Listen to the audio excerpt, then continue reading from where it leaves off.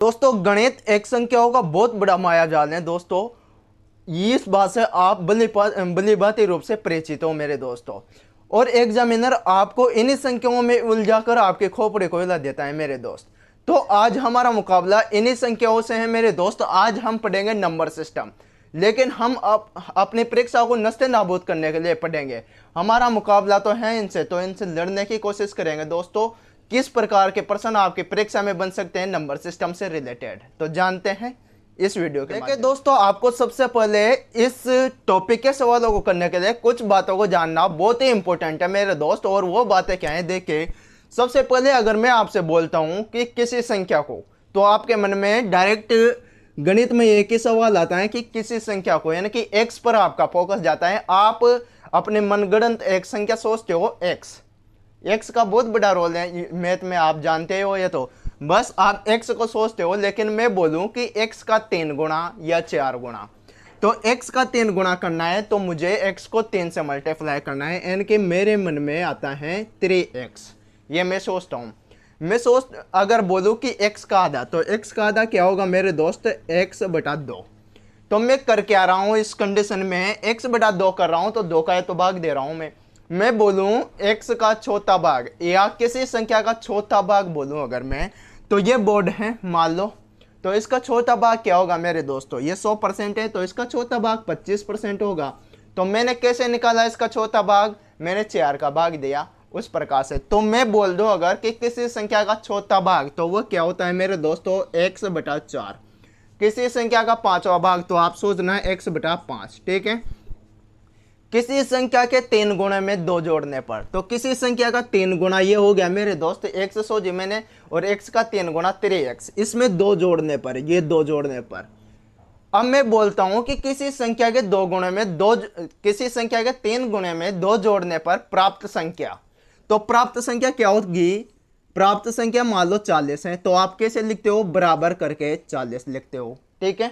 तो यानी कि ये वाला पक्ष और ये वाला पक्ष बराबर है। इसका मतलब क्या हुआ कि 3x यानी कि कोई संख्या x ली, उसके 3 गुणे में 2 जोड़ने पर जो प्राप्त संख्या है वो 40 है।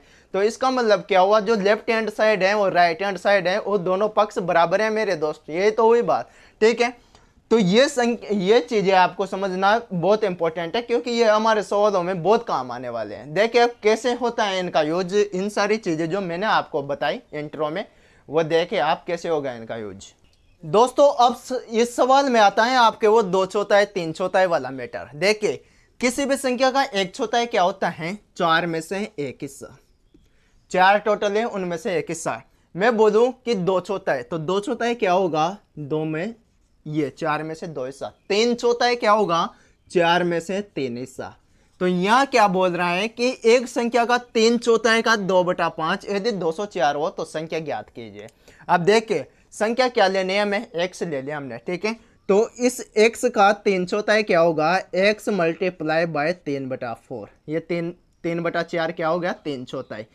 अब 3 चौथाई का भी 2/5, तो का मतलब मल्टीप्लाई बटा 2/5, यानी कि किसी संख्या के 3 चौथाई का 2/5 कितना है, 204 हो तो संख्या ज्ञात की जाए। इनकी वैल्यू कितनी है दोस्तों, 204 है।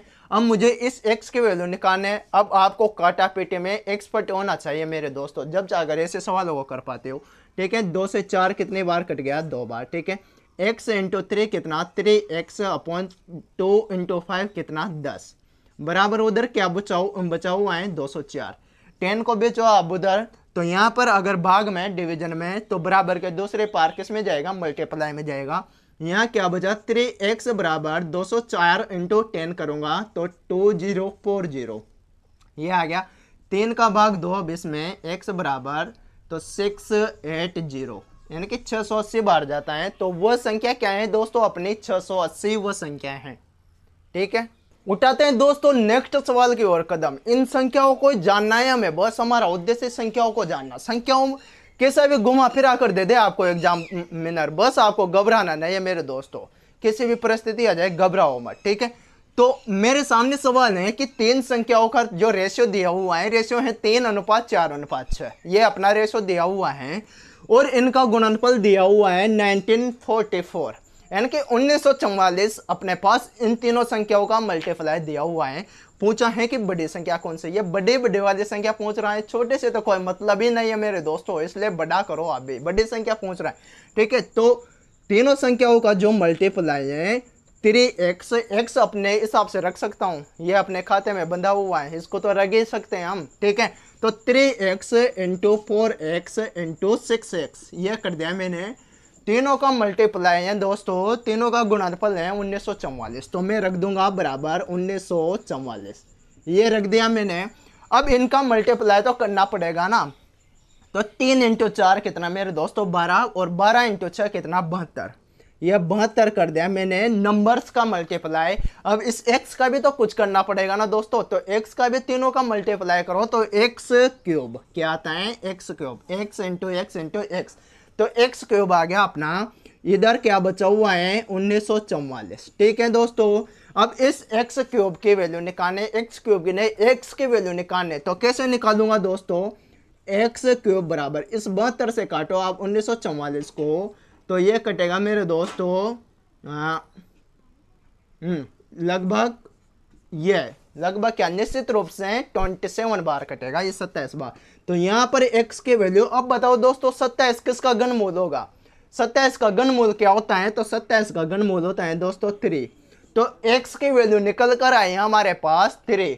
अब इस 3 को रखूंगा क्या मैं, निकालना क्या है मुझे, सबसे बड़ी संख्या, तो सबसे बड़ी संख्या कौन सी है मेरे पास 6x, तो यहाँ पर ही रखूंगा मैं इस 3 को, तो 6 इंटू 3 कितना हो गया मेरे दोस्तों 18, और ये 18 ही आपकी सबसे बड़ी संख्या है दोस्तों। मेरे दोस्तों नेक्स्ट सवाल है कि वो संख्या कौन सी है जिसे 13 से गुणा करने पर उसमें 180 की वृद्धि हो जाए। डायरेक्ट सवाल पूछा है कि वो संख्या कौन सी है जिसे 13 से गुणा करने पर मल्टीप्लाई करने के बाद में उसमें 180 की वृद्धि हो जाए। अब इस सवाल में मेरे दोस्तों आपका रिएक्शन क्या होता है, सोचने लगते हो कि यार कौन सी हो सकती है, कौन सी संख्या हो सकती है जिसे मैं 13 से गुणा करूं और उसमें 180 की वृद्धि हो जाए। आप सोचते हो दिमाग में चार ऑप्शन लिखे हुए होते हैं आपके सामने, उनमें से ही आप 13 से मल्टीप्लाई कर, लेकिन आपको विधि नहीं पता कि होता क्या है ये सवाल। मेरे थोड़ी विधि को समझ लो, इतना घबराने की कहाँ जरूरत है, इतना सोचने की कहाँ जरूरत है, विधि समझो। कोई संख्या है कि वो कौन सी संख्या है, मान लो वो x संख्या है। अब इसको 13 से गुणा करने पर, यह 13 से गुणा कर दी मैंने, करने पर उसमें 180 की वृद्धि हो जाए, तो 180 की वृद्धि हो गई किस में, इस x संख्या में 180 की वृद्धि हो गई साहब, यह कर दिया हमने 180 की वृद्धि। अब यह संख्या है तो निकालने मुझे, तो 13 इंटू एक्स कितना होता है 13x। ठीक है, ये x यहाँ प्लस में, इधर में लाता हूं इसको x, ठीक है, बराबर 180, तो ये कितना हो गया मेरे दोस्तों 12x बराबर 180, और x के वैल्यू कितनी आ जाते हैं दोस्तों 15। मैं 12 का भाग देता हूं मैं 180 में, तो 15 आ गया आपकी वैल्यू। अब देखिए ये 15 संख्या है अपने पास, तो 15 ऐसी संख्या है जिसे अगर आप 13 से मल्टीप्लाई करते हो तो इसमें 180 की वृद्धि हो जाएगी मेरे दोस्तों 15 में। देखिए 15 इंटू 13 कितना होता है करके देख लो, आपके सामने मैं साबित भी कर सकता हूं। 13 इंटू 15 होता है मेरे दोस्तों 195, 195 होता है।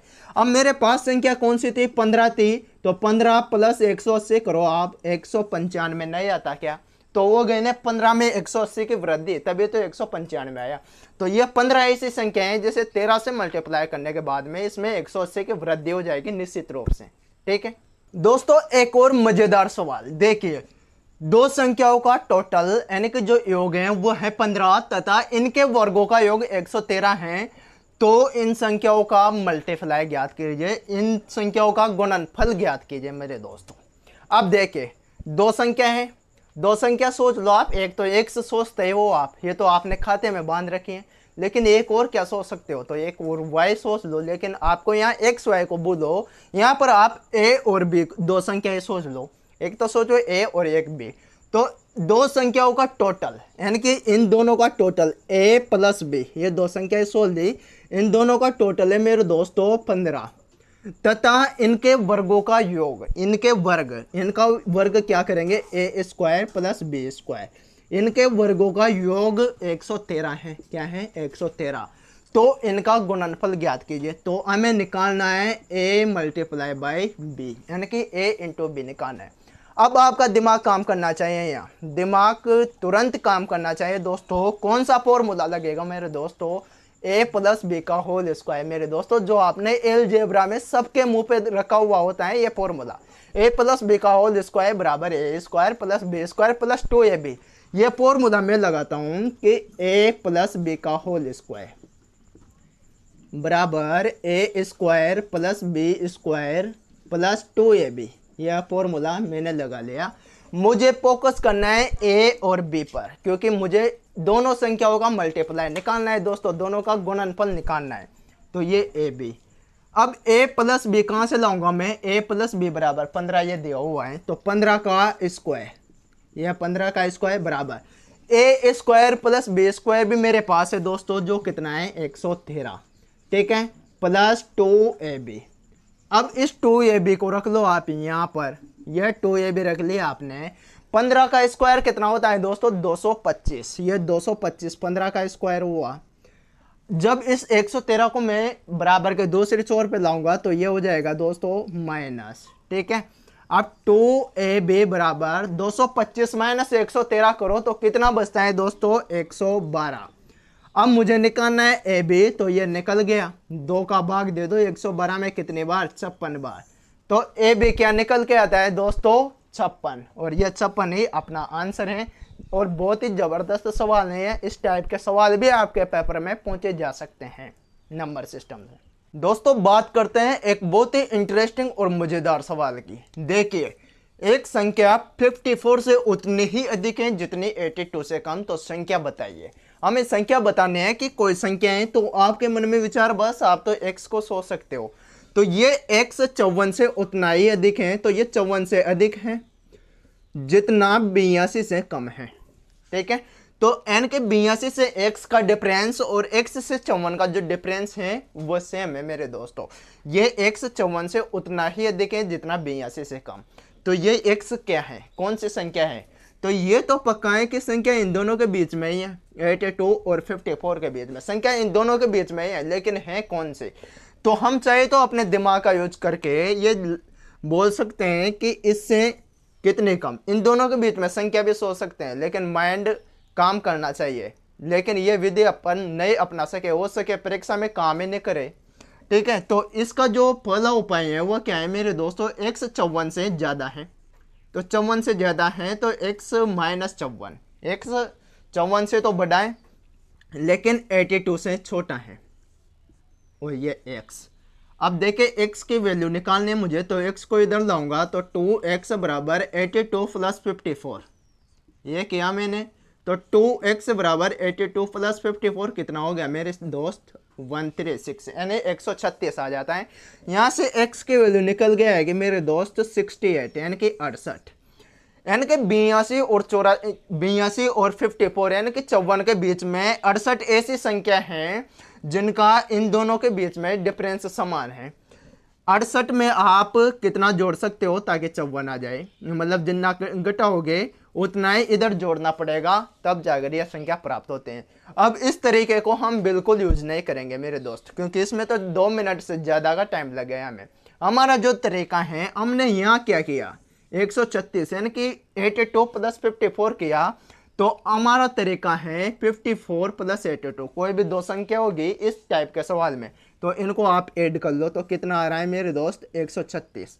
और इनका कर दो आप हाफ, यानी कि आधा कर दो, तो जो आपकी संख्या आएगी वही आपका आंसर होगा मेरे दोस्त। मेरे प्यारे दोस्तों, नेक्स्ट सवाल आपके स्क्रीन पर बहुत जानदार और शानदार सवाल है। इस टाइप का सवाल आपकी परीक्षा में निश्चित रूप से बनता है मेरे दोस्तों, निश्चित रूप से पूछा जाता है। देखिए कितना आसान है। 3 के 3 क्रमागत गुणजों का योग दिया है हमें 90, यानी कि 90 दिया हुआ है।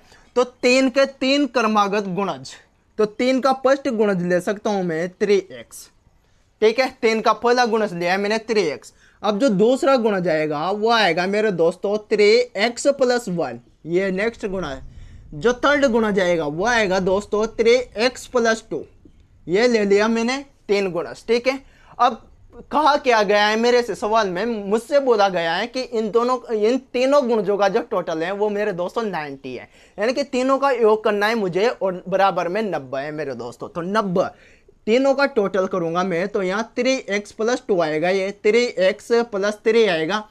कोष्टक के अंदर वाली दोनों संख्याओं से बाहर की संख्या मल्टीप्लाई होते हैं, ये रूल आपको निश्चित रूप से जानना चाहिए दोस्तों, ठीक है। और यहाँ पर 3x प्लस 6 आ गया, ठीक है। अब मुझे जोड़ना है और जोड़ के इनको 90 के बराबर कर देना है। तो 3x और 3x ये कितना हो गया मेरे दोस्तों 9x प्लस 3 और 6 कितना हो गया 9 हो गया। ये किसके बराबर है 90 के बराबर। 9 को भी जो बराबर के दूसरे छोर पर तो प्लस में है तो माइनस में जाएगा निश्चित रूप से, ठीक है। तो 9x बराबर 81। अब 9 का भाग 81 में दोगे तो x बराबर कितना आ गया 9 आ गया। अब ये 9 तो आए क्या 9 फाइनल आंसर नहीं है दोस्तों अपना, 9 तो वो आया है जो x के वैल्यू है।